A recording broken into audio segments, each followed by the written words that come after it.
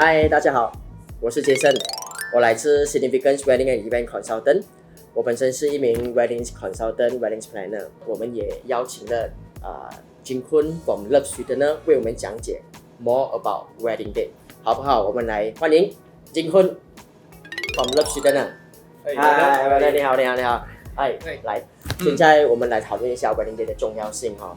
maybe 你可以 share 一下，给他们知道有更多的 information about 它第一个步骤要完成的东西是什么。OK， 首先第一就是当他们已经是知道要结婚了的时候，他们一定要跟他们的父母亲聊一下，at least 知道说在什么时间、什么时候要做那一个 wedding 了。所以这样子的话，在看日子的时候，会比较容易的选那一个比较吉利的，或者是我们叫 auspicious 的 date 了。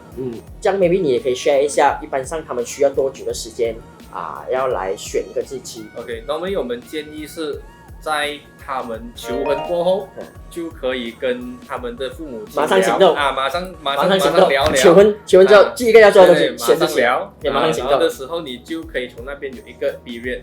如果是讲说在这一个一个 period 的话，我觉得1年是很好的一个时间。对，因为你在1年前 plan 的话，如果讲说你在那一个 date 你找不到你要的 date， 因为 because date also relate to venue 嘛。对。所以如果讲说有时候真的是那个是高峰期的时候啦，真的是连 venue 也找不到。对。所以有时候为什么每个人都抢同一个日期结婚？对。然后为什么有时候 couple 会来要求我们能不能再换别的日期给他们？如果是太迟的话，3到6个月的话，可能选择性就比较少。这样maybe 你也可以 share 一下我们在槟城可以找谁，还是谁是适合的人选，可以帮忙我们看是所谓的吉利的好日子。有好多人也是可能会找这个师傅，可能是有些是和尚，然后有一些是庙，那有一些是比较出名了的算命师，你可以找他们，他们会给你一些时间，然后从那边就可以去找你们接下来的那一个。对。然后一般上，我相信 couple 一定要准备一些资料，对，过来找你。所以如果是讲说，当要来找我们的时候呢，一定要有8字 for 新郎新娘，还有双方的父母亲，所以是6个。因为在选日子的时候，其实每一天都会有冲一个生肖，只要没有冲这6个人那一天就 OK 了。对。但如果我相信有一些父母亲可能有其中一方面已经不在了的，对，到底他的这一个 date 有没有影响到他这个看时辰八字，还是不需要他的时辰八字就可以不需要，对。但是如果是讲说，就是可能很接近那个 period 的话，可能要跟师傅讲一声，OK， 不可以不要选那一个几天的日子，这样子的话就 at least 给自己的先人一个尊重。但是我相信有一些人也会有一些 date 他们不要的嘛，比如说好像先人的吉日那一些也是要跟师傅讲。但可能第2样的是就是 normally 事业和企业我们也是不会选的啦。对，所以你觉得说以前的人到现在人有什么差别？他们来找日期的时候，我相信可能有，可能没有。以前的肯定是一定会看日子，那现在他们会比较选择的是我的亲戚朋友是否能够到来，他们会比较看重这一点。有什么东西是我相信有一些你可以给一些 advice， 有什么东西要避免的？不要 expect 风水师或者是那个看命的师傅，他们给日子的时候，比如说2020年结婚，然后你 expect 他写2020年的那个日子整年出来给，这是不可能的事情来的。所以你要以 very specific。这样有些人也会问，到底这个 ROM 有没有影响到我们的这个日期？对，其实 ROM 是没有影响在这个日期的，因为我们真正看日期是看迎娶的那个日期，取价的时间而已，而不是看那一个 ROM。像那个整个时辰八字看那个好日期，有包括什么东西 ？maybe 你可以跟我们 share 一下。所以其实看时辰八字的时候，我们选择几时过大礼，几时安床，然后几时开脸，然后拜天公。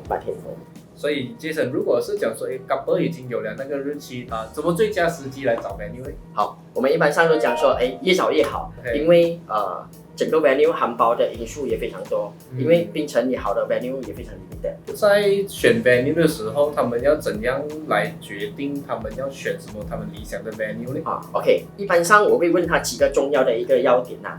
第一个就是说他希望的 atmosphere 是怎么样子的咯？因为每一个 hotel 都有它的特征，就是有它的 character。OK， 所以我们就要了解他的需求是什么。然后第二个呢，就是 location， 就是他在哪一个 area。比如说我喜欢比较有海边的地方。所以有海边的地方，我必须找几个有 hotel 是靠近海边，还是那个 venue 我们所谓的 venue 是可以靠近海边的。所以我们也要知道 location 在哪里。OK， 第三点也是很重要，就是 size 它的人数大概有多少？因为每一个 venue 能 fit 的人数都不一样，有些是maybe 1000人以上的可能是500个人以下的，还是有一些人是很 intimate 的，就是我有50个人罢了。如果是讲说以前跟现在有什么分别吗？他们在选 venue 的时候，还是他们在寻找这个？在我这个个人的经验以前的 customer 很多要求没有这样高，所以很多人都会 looking for restaurant，然后慢慢演变成其实 hall 也可以拿来做一个 wedding venue。然后现在的需求呢，可以变成是 hotel，因为他们都是90后00后的 couple， 他们都是 ambience 非常重要。刚才所讲的 atmosphere ambience 很重要的，气氛很重要对 ，OK， 那这个更加 popular 就是很多 garden wedding。现在很多 wedding couple 也 looking forward for the 那个 garden wedding， 因为 garden wedding 里面有讲到 exchange vow、exchange ring， 所以 photo video 就可以拍很多 personalized 的东西。对，好像你看了这么多 venue， 你会有什么槟城有什么比较独特的 venue 吗 ？OK， 槟城是一个山明水秀的好地方。所以槟城除了一些传统的 restaurant、hall 等等之外呢，我们又有hotel， 我们又有 boutique hotels， 我们又有 5 star hotel。然后我们又有海边的一些 hotel， 然后我们又有 private mansion，然后我们还有一些suite专门做 garden wedding 的地方。所以槟城有很多符合不一样需求的 wedding couple 所要的一个地方。所以我们针对这个 wedding couple 的需求，等等它整个 team and concept， 我们来提供一些适合的 venue 给他们咯。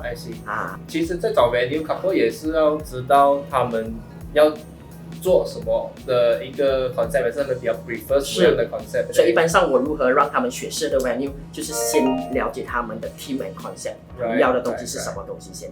所以我们会 show 他们看一些 picture， 你看如果你的 wedding 在这个 venue 的话，你喜欢吗？有海边的，还是你喜欢有indoor， 然后有 outdoor 的？所以我们已经是达到现在的 venue 的需求，达到很个性化，就是很 personalized 的东西。然后第二个 step 呢，我们就会谈到 about wedding stylist 还是 decorator。So maybe 我由金坤来 share 一下，你有什么 question 要问我们的 wedding stylist 还是 decorator 的吗？为什么 couple 要准备这么多的 resources 来 decorate 它的 venue？ 哇，下一期呢，我们会由 OCCA 的面谈帮我们 share about 这一个所谓的 why we need spend so much， 还是 allocate so much budget， 还是 allocate so much resources in the decoration。这样我们就下一期见，好，拜拜。